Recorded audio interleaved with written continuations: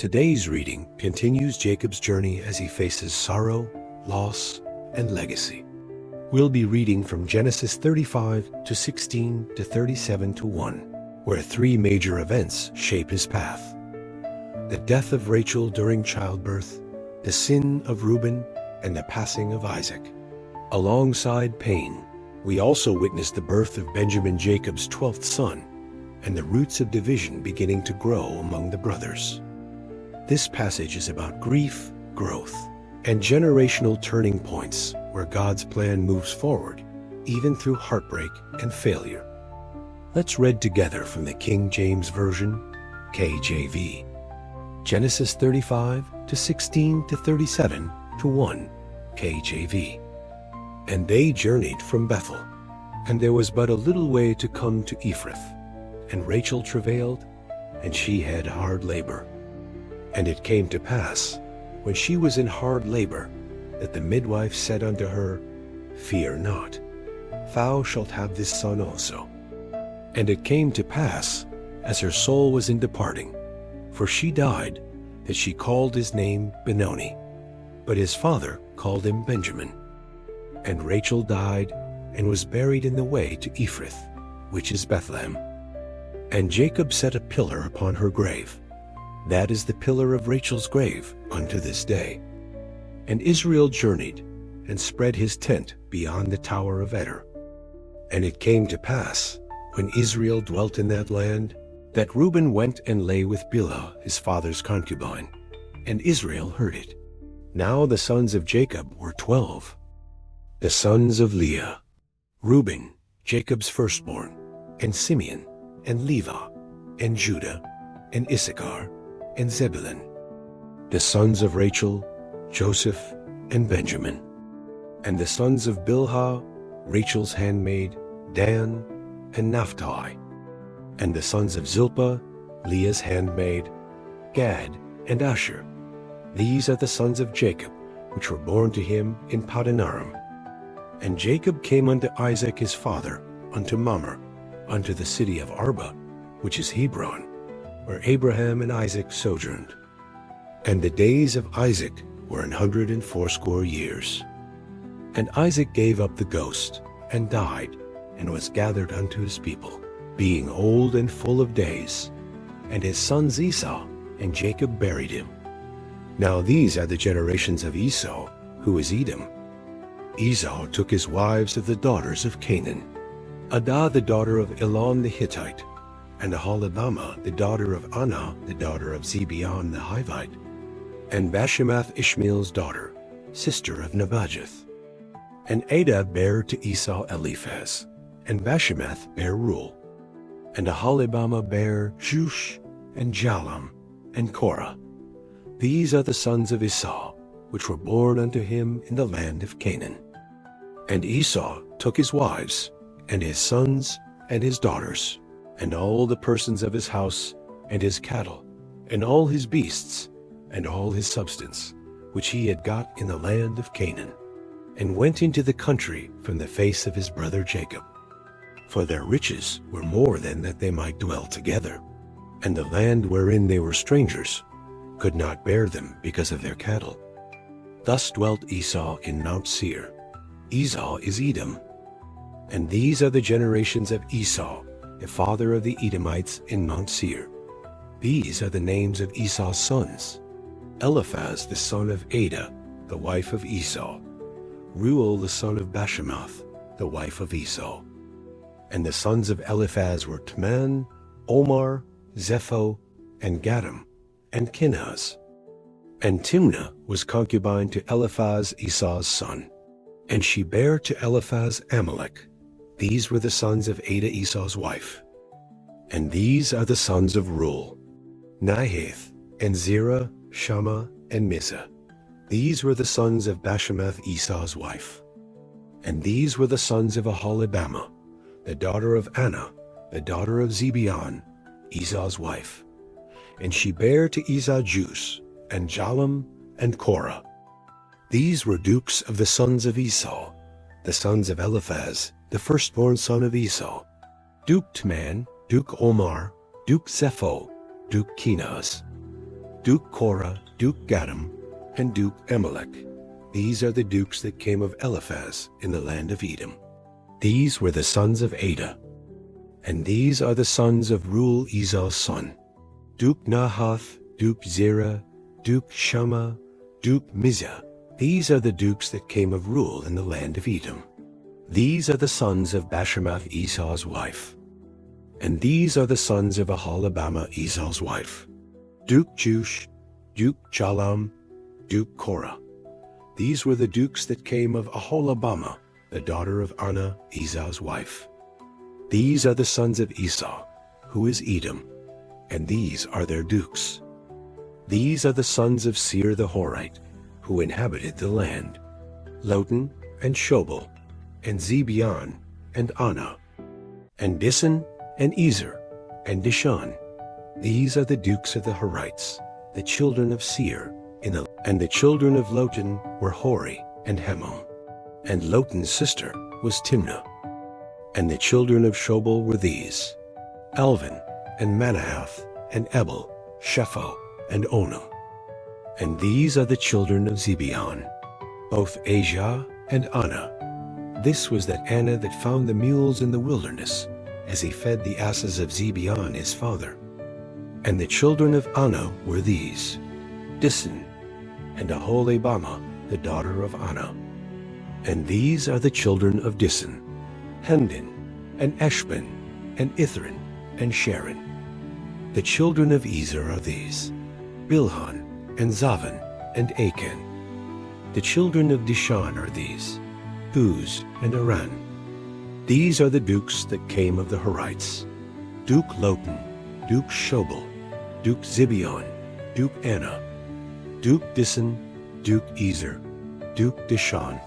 These are the dukes that came of Hori, among their dukes in the land. And these are the kings that reigned in the land of Edom, before there reigned any king over the children of Israel. And Bela, the son of Beer, reigned in Edom, and the name of his city was Dinhabah. And Bela died, and Jobab the son of Zerah of Bozrah reigned in his stead. And Jobab died, and Hasham of the land of Temani reigned in his stead. And Hasham died, and Hadad the son of Bedad, who smote Midian in the field of Moab, reigned in his stead, and the name of his city was Avith. And Hadad died, and Samlah of Masrekah reigned in his stead. And Samlah died, and Saul of Rehoboth by the river reigned in his stead. And Saul died, and Baalhanan the son of Akbor reigned in his stead.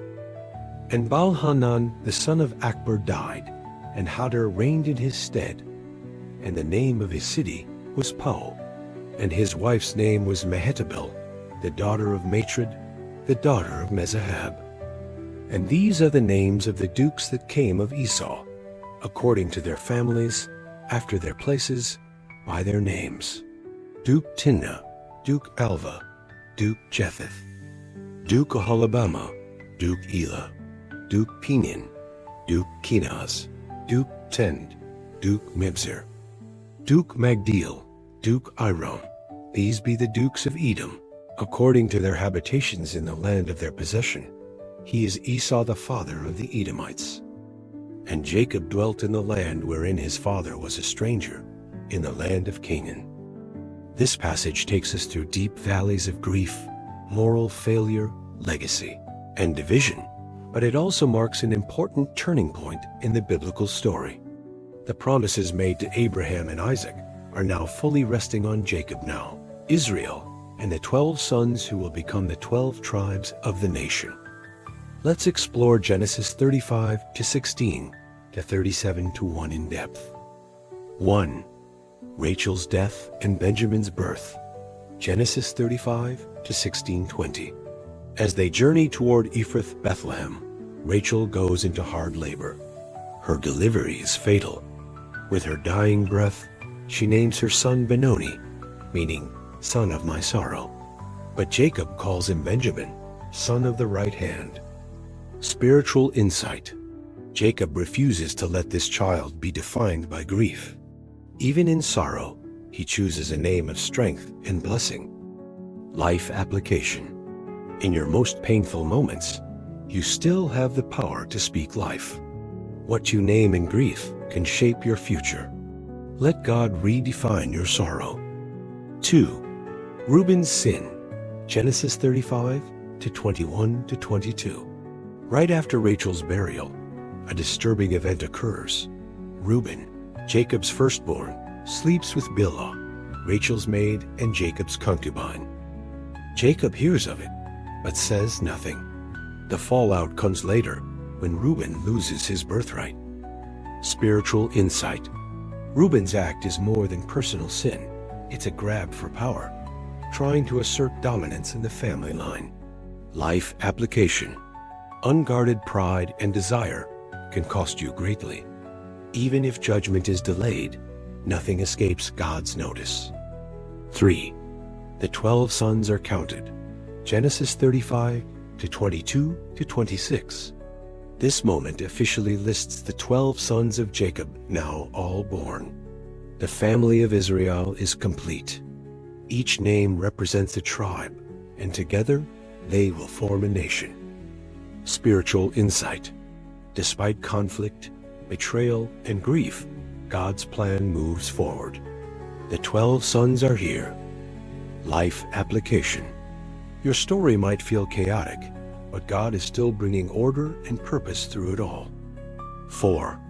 The death of Isaac. Genesis 35 to 27 to 29. Jacob visits his aging father, Isaac, in Hebron. Soon after, Isaac dies at 180 years old. Esau and Jacob, who once wore, bury their father together. Spiritual insight. This quiet reunion at a funeral shows the healing God brought between the two brothers. Life application. Time doesn't always heal, but God can. Relationships once broken can be redeemed even at the end. 5. The generations of Esau. Genesis 36. This chapter gives a detailed genealogy of Esau, Edom. Though Esau was not the chosen line, he became powerful, wealthy, and influential. His descendants became kings and dukes, long before Israel had any rulers. Spiritual insight. God didn't reject Esau as a person. He simply chose Jacob for the covenant. Esau was still blessed and fruitful. Life application. God's choice doesn't mean rejection for others. It means responsibility for you. Don't envy others, embrace your calling. 6. The closing shift. Genesis 37 to 1. And Jacob dwelt in the land. This verse bridges us into the story of Joseph, which begins in the next chapter. It signals a transition from the patriarchs to the next generation, and a shift in the biblical narrative. Spiritual insight. A new chapter is beginning, not just in Jacob's life, but in the entire story of redemption. Key lessons. You can rename sorrow into strength. No sin is hidden, but even hidden wounds can be healed. God's promises continue despite grief and failure. Your legacy isn't about perfection, it's about obedience. Peace with others can still come, even after years of division. God's timeline doesn't always look fair, but it's always right. This passage teaches us that life and loss often walk together, but through it all, God is building something eternal. Even when it hurts, even when it's hard, He's still faithful. Thank you for walking with us through this tender and pivotal moment in Scripture. We've seen sorrow through Rachel's death, disappointment in Reuben's failure, and reflection at Isaac's passing. Yet in all of it, God's hand never stopped moving. The 12 sons are now named, the next generation is in place, and the covenant continues to unfold step by step. If this message spoke to your heart, we warmly invite you to subscribe to our YouTube channel for more deep Bible studies, heartfelt prayers, and encouraging messages to help strengthen your walk with the Lord. And don't forget to hit the notification bell so you never miss a new teaching. If you're in a season of grief, change, or transition, we would love to pray for you. Leave us a comment or send us a message. We're for you and your family. All Bible verses used in this video are quoted from the King James Version, KJV, which is in the public domain and freely available for use. Our commentary, explanations, and additional content provided are original and intended for educational, inspirational, and devotional purposes. Please note, all interpretations, explanations, and commentary reflect exclusively our channel's perspective. Even when you're walking through loss, God is still planting the seeds of your legacy. Keep walking. He's not finished with your story. Today's reading begins the story of one of the most beloved figures in the Bible, Joseph, the dreamer. We'll read from Genesis 37:2 to 39:1, a passage that introduces Joseph's youth, his dreams, his brother's growing hatred, and the betrayal that sends him into Egypt. This is a powerful section filled with family conflict, divine favor, dreams, jealousy, and the first steps of God's bigger plan for salvation. Let's read together from the King James Version, KJV. Genesis 37:2 to 39:1, KJV. These are the generations of Jacob. Joseph, being 17 years old, was feeding the flock with his brethren, and the lad was with the sons of Bilhah, and with the sons of Zilpah, his father's wives. And Joseph brought unto his father their evil report. Now Israel loved Joseph more than all his children, because he was the son of his old age, and he made him a coat of many colors. And when his brethren saw that their father loved him more than all his brethren, they hated him, and could not speak peaceably unto him. And Joseph dreamed a dream, and he told it his brethren, and they hated him yet the more. And he said unto them, Hear, I pray you, this dream which I have dreamed. For behold, we were binding sheaves in the field, and lo, my sheaf arose, and also stood upright. And behold, your sheaves stood round about, and made obeisance to my sheaf. And his brethren said to him, Shalt thou indeed reign over us? Or shalt thou indeed have dominion over us? And they hated him yet the more for his dreams, and for his words. And he dreamed yet another dream, and told it his brethren, and said, Behold, I have dreamed a dream more. And behold, the sun and the moon, and the 11 stars made obey. And he told it to his father, and to his brethren. And his father rebuked him, and said unto him, What is this dream that thou hast dreamed? Shall I and thy mother and thy brethren indeed come to bow down ourselves to thee, to the earth? And his brethren envied him, but his father observed the saying. And his brethren went to feed their father's flock in Shechem. And Israel said unto Joseph, Do not thy brethren feed the flock in Shechem? Come, and I will send thee unto them. And he said to him, Here am I. And he said to him, Go, I pray thee, see whether it be well with thy brethren, and well with the flocks, and bring me word again. So he sent him out of the vale of Hebron, and he came to Shechem. And a certain man found him, and behold, he was wandering in the field. And the man asked him, saying, What seekest thou? And he said, I seek my brethren. Tell me, I pray thee, where they feed their flocks. And the man said, They are departed hence. For I heard them say, Let us go to Dothan. And Joseph went after his brethren, and found them in Dothan. And when they saw him afar off, even before he came near unto them, they conspired against him to slay him. And they said one to another, Behold, this dreamer cometh. Come now therefore, and let us slay him, and cast him into some pit, and we will say, Some evil beast hath devoured him, and we shall see what will become of his dreams. And Reuben heard it, and he delivered him out of their hands, and said, Let us not kill him. And Reuben said unto them, Shed no blood, but cast him into this pit that is in the wilderness, and lay no hand upon him, that he might rid him out of their hands, to deliver him to his father again.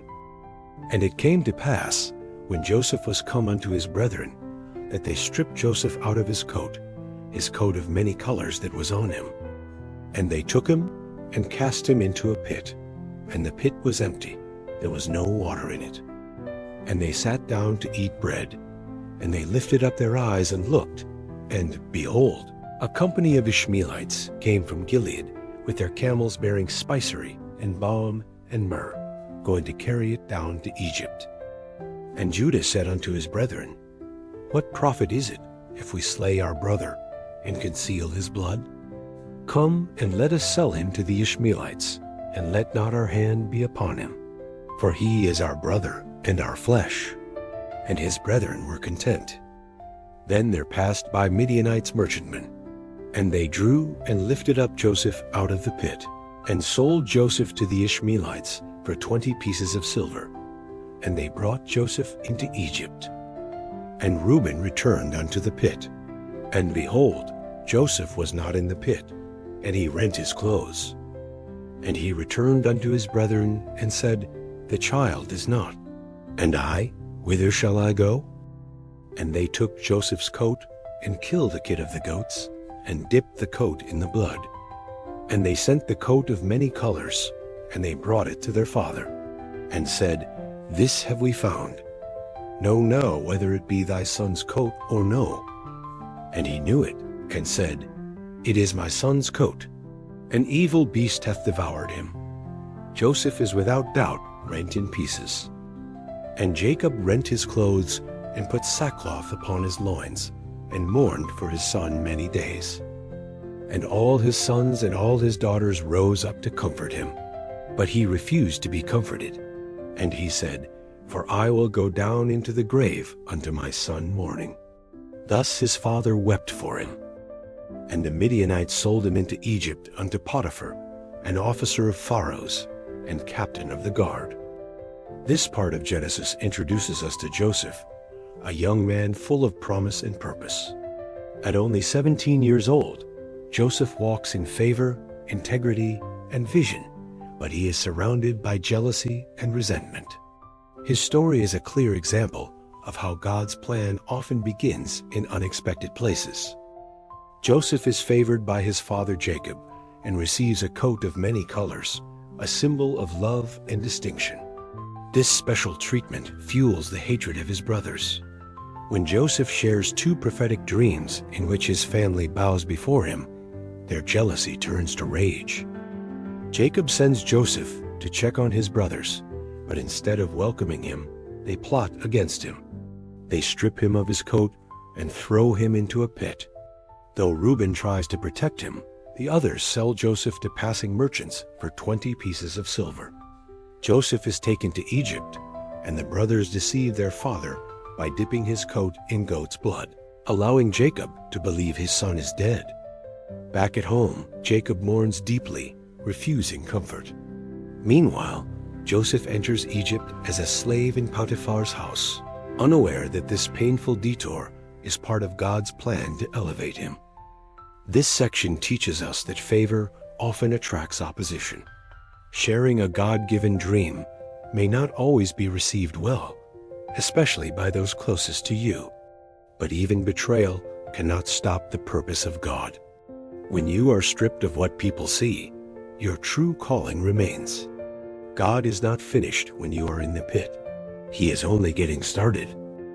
Thank you for joining us as we begin this powerful journey through the life of Joseph. Today, we've seen a young man full of promise, clothed in favor, but torn from his home and thrown into the unknown. His brothers took his coat, but they couldn't take his calling. The road ahead won't be easy, but God is already in Egypt, waiting to fulfill every word he spoke. If this message inspired you, we warmly invite you to subscribe to our YouTube channel for more deep Bible studies, heartfelt prayers, and encouraging videos that help you grow in faith and understanding. Make sure to turn on notifications so you never miss the next step in this amazing story. And if you're holding on to a dream that feels impossible, or if you're in a pit-like season and need strength to keep going, please leave us a comment or message us. we would be honored to pray for you and your family. All Bible verses used in this video are quoted from the King James Version, KJV, which is in the public domain and freely available for use. Our commentary, explanations, and additional content provided are original and intended for educational, inspirational, and devotional purposes. Please note, all interpretations, explanations, and commentary reflect exclusively our channel's perspective. Your dream might feel distant, but God is still moving, even in the silence, even in the pit. Keep trusting. The story is far from over. Today's reading takes us into the next phase of Jacob's journey, where settling down brings both peace and pain. We'll read from Genesis 33 minutes and 18 seconds to 35 minutes and 15 seconds, where Jacob builds an altar, faces a family crisis through the tragedy of Dinah, and ultimately returns to Bethel, the place where God first met him. There, God appears again and reaffirms the covenant, reminding Jacob of his new name, Israel. These verses are about worship, justice, restoration, and returning to God even after pain and failure. Let's read together from the King James Version, KJV. Genesis 33 minutes and 18 seconds to 35 minutes and 15 seconds, IJV. And Jacob came to Shalem, a city of Shechem, which is in the land of Canaan, when he came from Paddan Aram, and pitched his tent before the city. And he bought a parcel of a field where he had spread his tent at the hand of the children of Hamor, Shechem's father, for 100 pieces of money. And he erected there an altar, and called it Elalo Israel. And Dinah, the daughter of Leah, which she bare unto Jacob, went out to see the daughters of the land. And when Shechem the son of Hamor the Hivite, prince of the country, saw her, he took her, and lay with her, and defiled her. And his soul clave unto Dinah, the daughter of Jacob, and he loved the damsel, and spake kindly unto the damsel. And Shechem spake unto his father Hamor, saying, Get me this damsel to wife. And Jacob heard that he had defiled Dinah his daughter. Now his sons were with his cattle in the field. And Jacob held his peace until they were come. And Hamor the father of Shechem went out unto Jacob to commune with him. And the sons of Jacob came out of the field when they heard it, and the men were grieved, and they were very wroth, because he had wrought folly in Israel in lying with Jacob's daughter, which thing ought not to be done.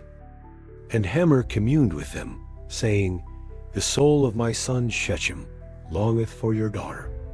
I pray you give her him to wife, and make the marriages with us, and give your daughters unto us, and take our daughters unto you. And this shall dwell with us, and the land shall be before you.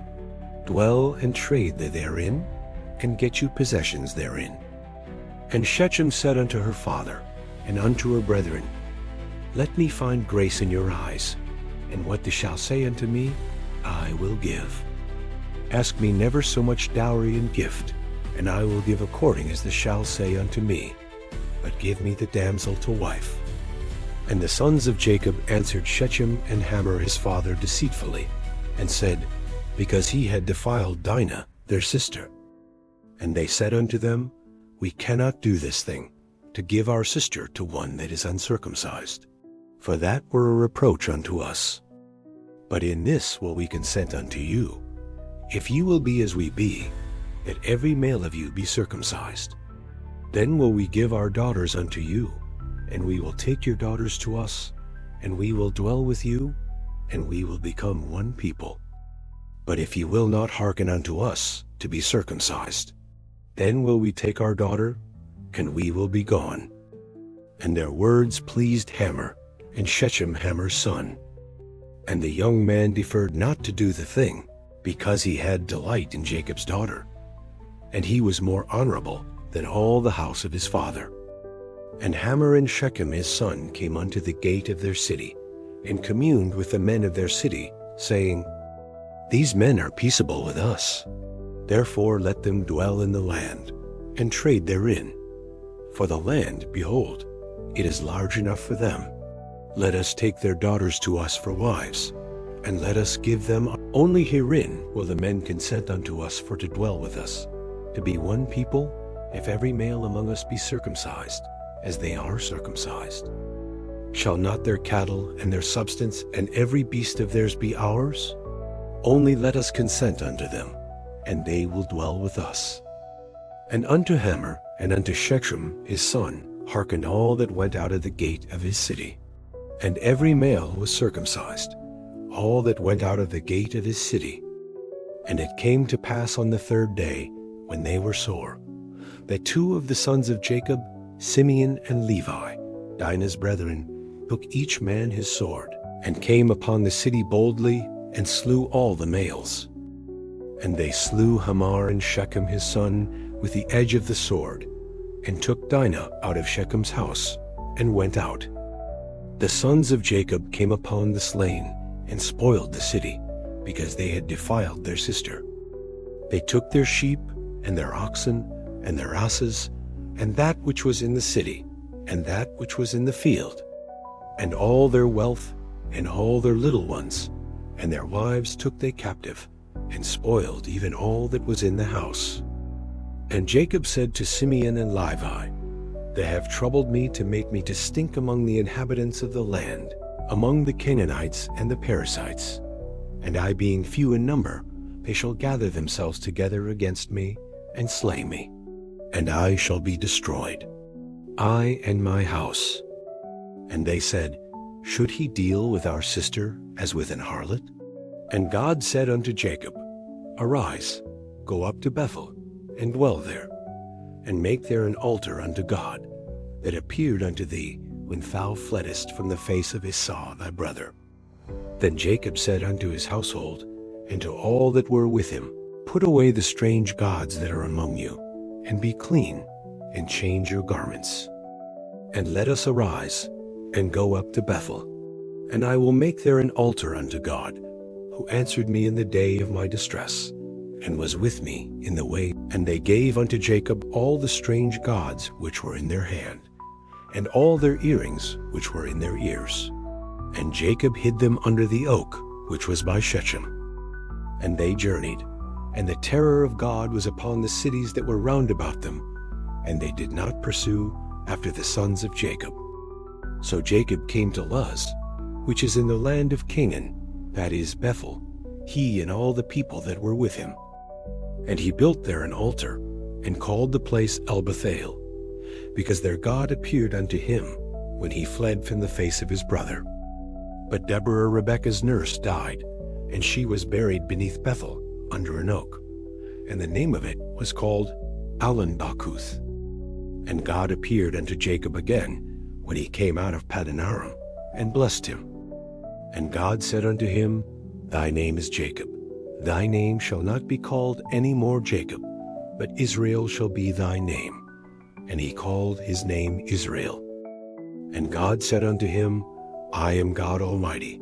Be fruitful and multiply. A nation and a company of nations shall be of thee, and kings shall come out of thy loins. And the land which I gave Abraham and Isaac, to thee I will give it, and to thy seed after thee will I. And God went up from him in the place where he talked with him. Let's explore Genesis 33 to 80 to 35 minutes and 15 seconds in full depth, breaking down its meaning and messages layer by layer. 1. Jacob settles and builds an altar. Genesis 33 to 18:20. Jacob returns from his long journey and settles near Shechem. He buys land and builds an altar, naming it El Elohe Israel, which means God, the God of Israel. Spiritual insight. For the first time, Jacob calls God his God, not just the God of Abraham or Isaac. He is owning his faith. Life application. There comes a moment when your faith must become personal. Not inherited, not borrowed, but yours. 2. The tragedy of Dinah and the revenge of her brothers. Genesis 34 to 1 to 31. Dinah, Jacob's daughter by Leah, goes out to visit the women of the land. She is violated by Shechem, the local prince. He claims to love her and wants to marry her, but the damage is done. Jacob remains silent at first, waiting for his sons. When they hear, Simeon and Levi respond with fury. Shechem and his father offer marriage and propose to unite their peoples with Jacob's family. Jacob's sons deceive them, requiring every male to be circumcised. On the third day, while the men are in pain, Simeon and Levi attack and kill every male in the city. They take Dinah back and plunder everything. Jacob is horrified, not because of the justice, but because of the reputation and danger it brings. He fears retaliation. Spiritual insight. This is one of the darkest events in Jacob's family. There is no clear hero only, a reminder that violence begets violence, and revenge brings consequences. Life application. Injustice hurts deeply, and anger is natural, but unchecked anger leads to sin. God's justice is perfect. Ours is not. 3. God calls Jacob back to Bethel. Genesis 35, 1-5. After this chaos, God speaks, "Go up to Bethel and build an altar." It's a call to return to the place where God first met Jacob in his time of fear and running. Jacob responds by purifying his household. He tells them to give up all foreign gods, to wash and change clothes, an act of spiritual renewal. They bury the idols under a tree, a powerful symbol of leaving behind old ways. As they travel, the fear of God falls on nearby cities, and no one dares attack them. Spiritual insight. Jacob doesn't fix the past by force, he responds in obedience. And God provides protection, even without Jacob asking. Life application. After failure or pain, God doesn't abandon you. He calls you back to where you first found Him. That's where healing begins. 4. Jacob builds an altar at Bethel. Genesis 35, 6-8. Jacob arrives in Bethel and builds an altar, calling the place El Bethel, the God of the house of God. Worship becomes central again. Jacob is returning to the heart of his calling, not just physically, but spiritually. Deborah, Rebekah's nurse, dies here, a note that marks transition. The old generation is fading. The promise is now Jacob's to carry. 5. God appears again and reaffirms the covenant. Genesis 35, 9-15. God appears once more and repeats the name change. Your name is no longer Jacob, but Israel. He reaffirms the same covenant he made to Abraham and Isaac. Be fruitful and multiply. Nations and kings will come from you. The land is yours and your descendants. Jacob sets up a pillar, pours a drink offering, and anoints it with oil. This is sacred territory. Spiritual insight. God reminds Jacob of who he really is, not a deceiver, but a man with purpose. The reaffirmation comes after pain, not perfection. Life application. Sometimes we forget our identity in God after trauma, but He never forgets. He repeats the promise, even when we fail. Key lessons. God wants your faith to be personal and public. Even in tragedy, He offers a way back to Himself. Unchecked anger, even with cause, can lead to great destruction. Obedience after failure opens the door for healing and protection. God doesn't replace His promises, He reaffirms them. You are not who your past says you are. You are who God says you are, chosen, renamed, and restored. This passage shows us that God's promises are stronger than our chaos. Even after heartbreak, deception, and fear, He calls us to return to worship, to remember, and to walk forward again with Him. Thank you for joining us in this powerful and emotional part of Jacob's story. We've witnessed both heartbreak and holiness, the tragedy of Dinah, the anger of her brothers, and the consequences that followed. Yet, even in the aftermath, God's voice breaks through. calling Jacob back to Bethel, to remembrance, to worship, and to the promise. And there, in that sacred place, God reaffirms what he already declared. You are no longer Jacob, you are Israel. This moment reminds us that no matter how broken the journey has been, God is still writing your story. If this message spoke to you, we invite you to subscribe to our YouTube channel for more deep Bible studies, weekly prayer videos, and uplifting spiritual content that brings you closer to the heart of God. And don't forget to turn on notifications so you never miss a word of encouragement. If you're going through a season of chaos or pain and you need prayer, leave us a comment or send us a message. We would be honored to pray for you and your family. All Bible verses used in this video are quoted from the King James Version KJV, which is in the public domain and freely available for use. Our commentary, explanations, and additional content provided are original and intended for educational, inspirational, and devotional purposes. Please note, all interpretations, explanations, and commentary reflect exclusively our channel's perspective.